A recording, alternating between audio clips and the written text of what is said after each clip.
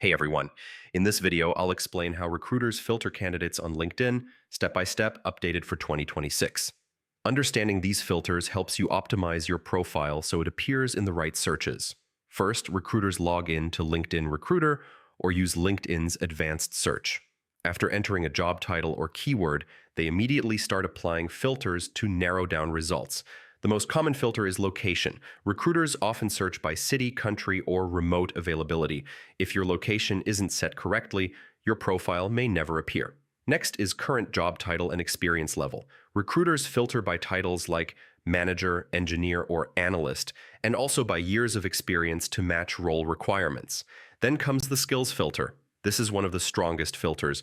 Recruiters select specific skills, and only profiles that list those skills appear. Endorsed and relevant skills increase visibility. Recruiters also filter by industry and company. They may target candidates from similar industries or specific companies to find relevant background experience. Another important filter is education and certifications, especially for technical or specialized roles.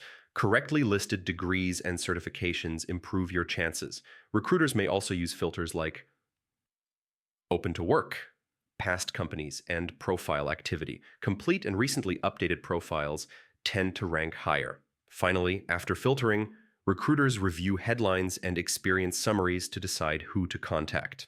If your profile matches these filters, location, skills, experience, and keywords, you'll appear in more recruiter searches in 2026. If you found this video helpful, don't forget to like, subscribe, and turn on notifications for more LinkedIn optimization tips. Thanks for watching.